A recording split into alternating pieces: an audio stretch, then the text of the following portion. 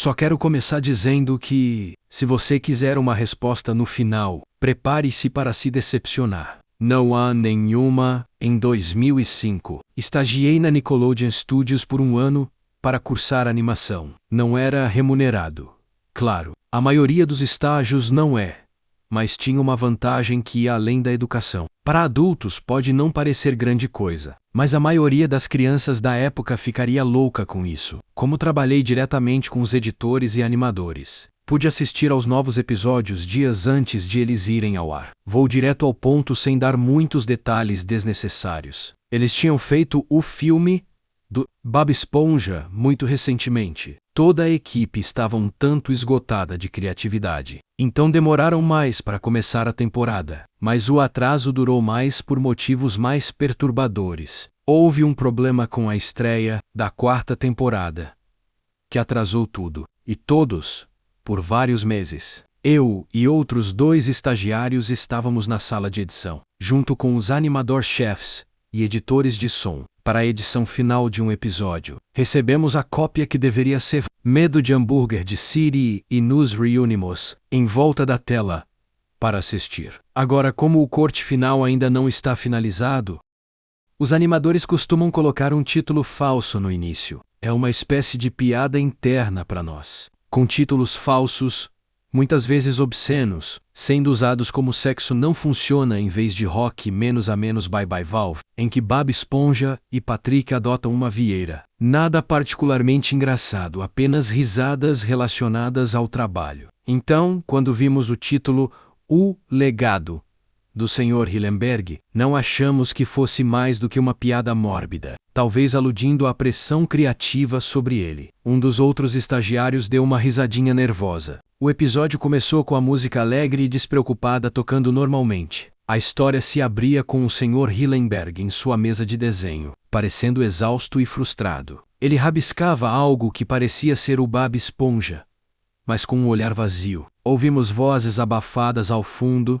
indistinguíveis. O Sr. Hillenberg para de desenhar, suspirando pesadamente e esfregando as têmporas. A cena corta para Bob Esponja e Patrick brincando alegremente no campo de águas vivas. Como de costume, a tela inicial das bolhas aparece e vemos o Sr. Hillenberg sozinho em seu escritório. Agora, à noite, a luz fraca da luminária de sua mesa ilumina seu rosto. Foi aí que as coisas começaram a parecer estranhas. Durante a reprodução, percebemos pequenos glitches visuais, como se a imagem tremesse por um instante, mas o som continuava normal. A ideia é sincronizar com a animação, então sim, isso não é comum. Mas quando o Sr. Hillenberg se levanta da mesa e caminha lentamente até a janela, o som ambiente desaparece abruptamente. Há um silêncio pesado na sala de edição. Na tela vemos o Sr. Hillenberg olhando para fora da janela,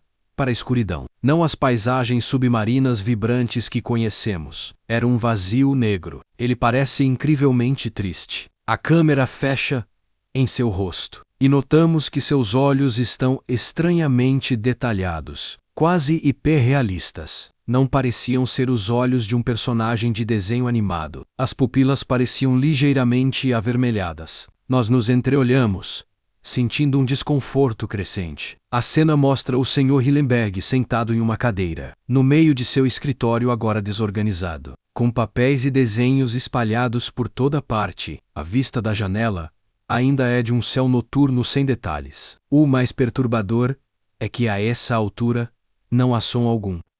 Literalmente zero. Nem mesmo o retorno dos alto-falantes na sala. É como se os alto-falantes estivessem desligados, embora seus status indicassem que estavam funcionando perfeitamente. O Sr. Hillenberg fica ali sentado em silêncio, olhando para o chão, por cerca de 45 segundos, e então começa a tremer levemente. Ele levanta as mãos em um gesto hesitante e as cobre o rosto, começando a soluçar baixinho. Isso dura quase um minuto inteiro. Enquanto isso, um som de fundo vai aumentando gradualmente, de nada a quase inaudível. Parece um murmúrio indistinto, como vozes sussurrando ao longe. A tela começa lentamente a dar zoom em seu rosto por cima de suas mãos. Poland, quero dizer que só é perceptível se você olhar as tomadas, com 10 segundos de diferença.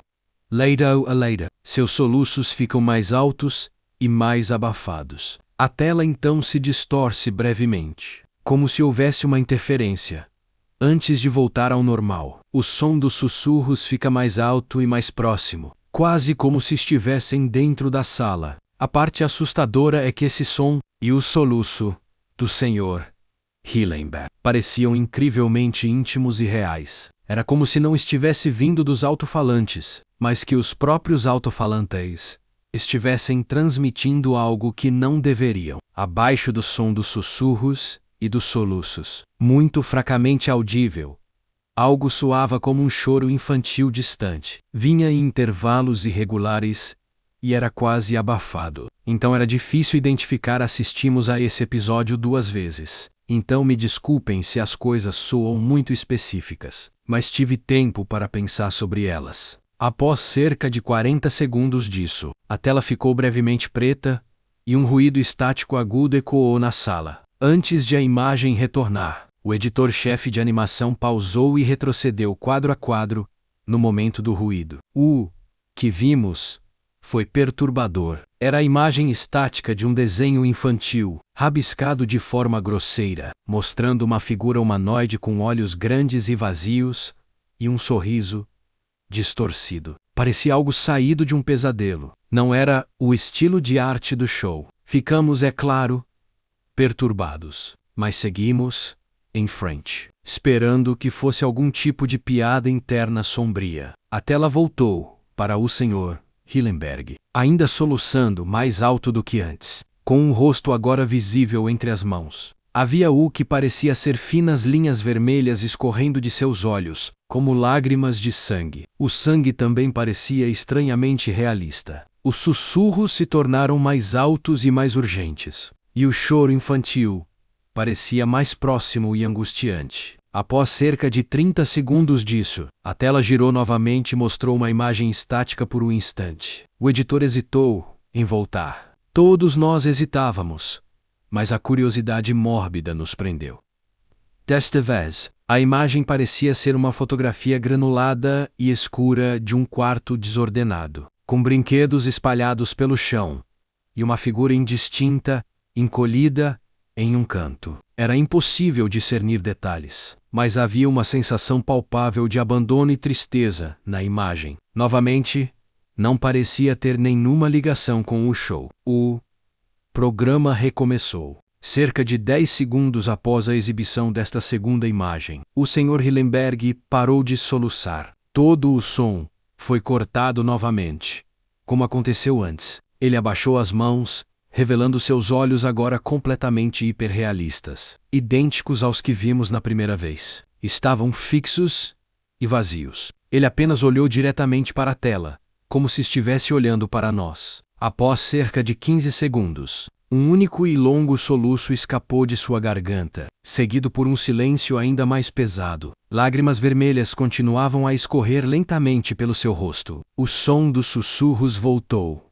ainda mais altos e rápidos, e o choro infantil agora parecia estar bem ao lado dele. Desta vez a imagem estática durou um pouco mais, talvez uns 10 quadros. O animador conseguiu pará-lo no 7º quadro e recuou. A imagem era um close-up do desenho infantil que vimos antes, mas agora parecia ainda mais ameaçador, com o sorriso ligeiramente maior. O animador prosseguiu. O próximo quadro era ligeiramente diferente, com a cabeça da figura inclinada. Ele continuou reproduzindo os quadros lentamente. Parecia haver pequenas e sutis mudanças na expressão da figura a cada quadro, como se estivesse se movendo ligeiramente. O editor de som-chefe nos disse para parar novamente. Ele estava ficando visivelmente abalado. O Sr. Hillenberg, o verdadeiro, chegou cerca de 20 minutos depois. Ele parecia preocupado com o chamado urgente, e o editor simplesmente reproduziu a partir do ponto em que paramos. Assim que os próximos quadros foram exibidos, todos os sussurros e o choro cessaram mais uma vez. O Sr. Hillenberg na tela ficou apenas olhando para o espectador, seu rosto ocupando o quadro inteiro por uns bons 5 segundos. A cena então se afastou lentamente, revelando o escritório ainda mais desordenado. Uma sombra escura e alta surgiu atrás da cadeira onde ele estava sentado. A voz sussurrante que ouvimos antes se tornou mais clara, quase inteligível, soando como um lamento distante. A cena final mostrava o escritório vazio, com a cadeira do Sr. Hillenberg tombada. A luz da mesa tremeluzia e se apagava. A vista da janela ainda era o breu total. O último som foi um único e abafado soluço, seguido por silêncio total. Então, o episódio terminou abruptamente, voltando para a tela de edição. O Sr. Hillenberg ficou pálido e em silêncio por um longo momento. Ele exigiu saber o que diabos acabamos de assistir. A maioria das pessoas já tinha saído naquele momento, tensas e desconfortáveis. Então só restava um pequeno grupo de nós. Assistir aquilo 2 vezes só serviu para nos perturbar profundamente. A única teoria que conseguimos formular foi semelhante à anterior.